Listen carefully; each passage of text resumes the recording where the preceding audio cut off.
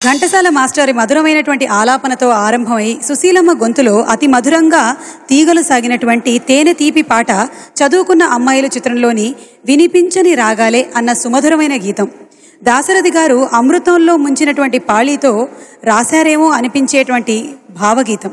గిలిగింతలు రేపే తెమ్మెరలు, చిగురించిన కోరికలు, చిలికించినటువంటి తాపాలు, ఇవన్నీ దాశరథి గారి మృదు పదాల పోహళింపులు. రాజేశ్వరరావు గారి స్వరకల్పనలో సుశీలమ్మ గారు తేనెధారలు కురిపించినటువంటి ఈ పాటలో మహానటి సావిత్రి గారు అద్భుతమైన నటనని కనపరిచారు. అంతకు మించినటువంటి దృశ్యపరమైన ప్రత్యేకత ఈ చిత్రంలో ఒకటి ఉంది. సాక్షాత్తు ఈ పాట రాసినటువంటి దాశరథి గారిని ఈ చిత్రంలో ఒక పాత్రధారిగా మనం చూడొచ్చు. సరే, మరి ఇంతకు ఈ పాటని ఇక్కడ పాడబోతుంది ఎవరో తెలుసా? సునీత గారు.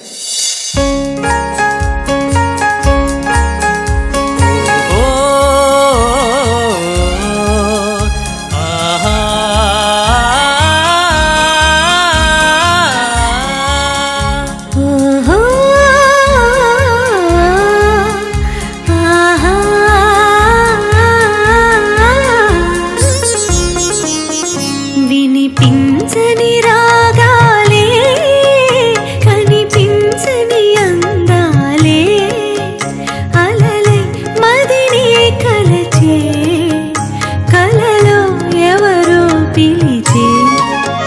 వినిపించని రాగాలే,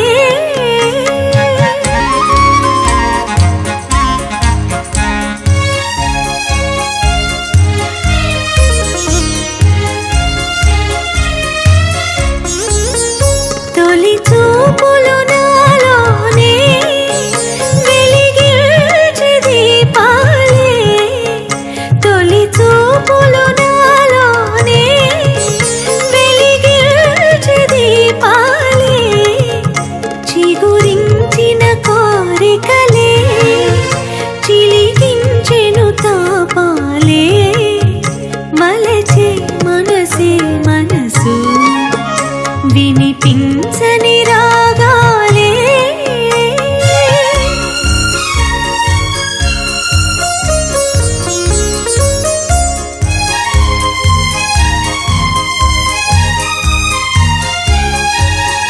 వలపే వసంతములా పులకిల్చి పోసినది,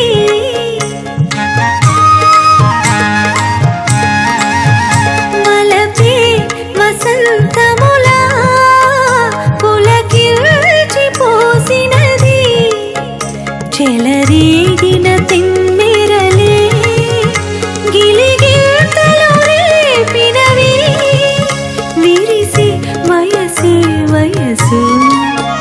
వినిపించని రాగాలే,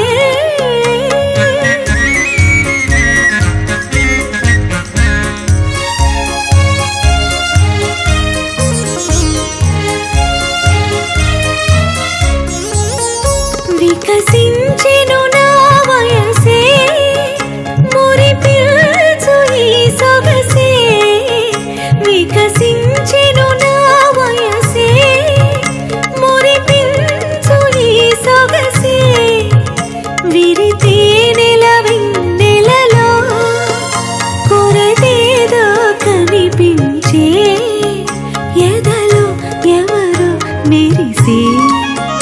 వినిపించని రాగాలే, కనిపించని అందాలే, అలలై మదిని కలచే, కలలో ఎవరో పిలిచే. వినిపించని రాగాలే.